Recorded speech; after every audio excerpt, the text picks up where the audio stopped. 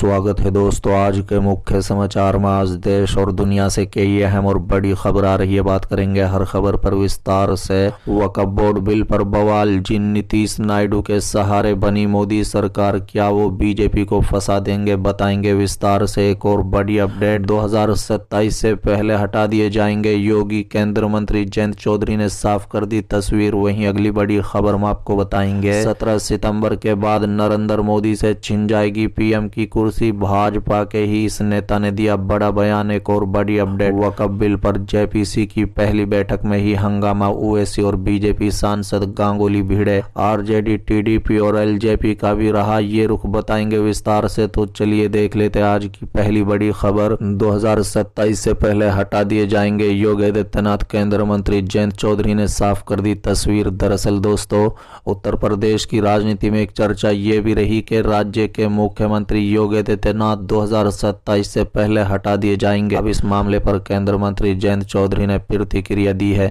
बता दें कि राष्ट्रीय लोक दल के अध्यक्ष जयंत चौधरी ने इंडियन एक्सप्रेस के दिए इंटरव्यू में एनडीए में सहयोगियों की भूमिका यानी वक्फ संशोधन विधेयक, बजट में घोषित रोजगार योजनाओं और एनईईटी विवाद समेत कई मुद्दों पर बात की। इस दौरान जब केंद्र मंत्री जयंत चौधरी से पूछा गया कि क्या 2027 के चुनाव जीतने और ओबीसी वोट वापस जीतने के लिए योगी आदित्यनाथ को बदला जा सकता है और क्या आपने एनडीए में जाकर कोई गलती की है, इस सवाल पर रलेद मुखिया जयंत चौधरी ने दो टूक जवाब देते हुए कहा है कि मैं दूध के बिखर जाने पर रोता नहीं हूं और ना ही मैं भविष्य का अनुमान लगाने वाला हूं। एनडीए में जाने वाले सवाल पर कहा कि मैं कह सकता हूं कि ये एक सही निर्णय था और मैं जहां हूं वहां खुश हूं।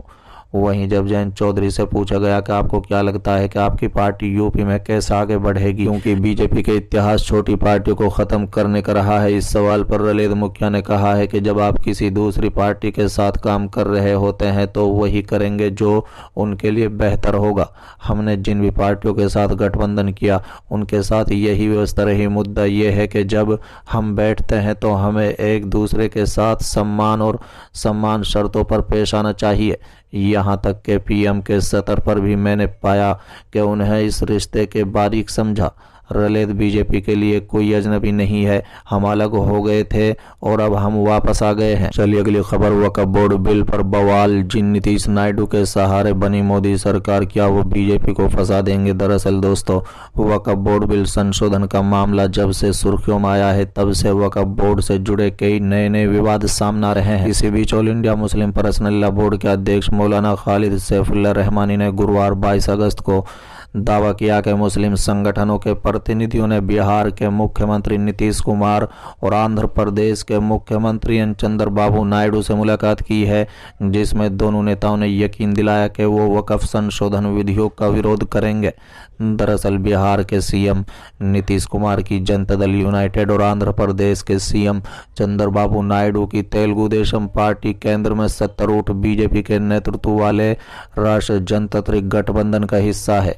इसी बीच मौलाना खालिद सैफुल्लाह रहमानी ने कहा है कि केंद्र को ये विधेयक वापस लेना चाहिए। रहमानी ने आगे कहा है कि अगर ये विधेयक संसद में पारित करने के लिए पेश किया गया तो इसके खिलाफ देशव्यापी आंदोलन किया जाएगा, साथ ही कानून के दायरे में रहते हुए हर लड़ाई लड़ी जाएगी। रहमानी से जब पूछा गया कि क्या जेडीयू और टीडीपी के नेताओं से भी मुलाकात हुई है और उनका क्या रुख है, इस पर मौलाना खालिद सैफुल्लाह रहमानी ने कहा है कि हम लोगों की मुलाकातें अलग अलग विपक्षी दलों के नेताओं से हुई हैं।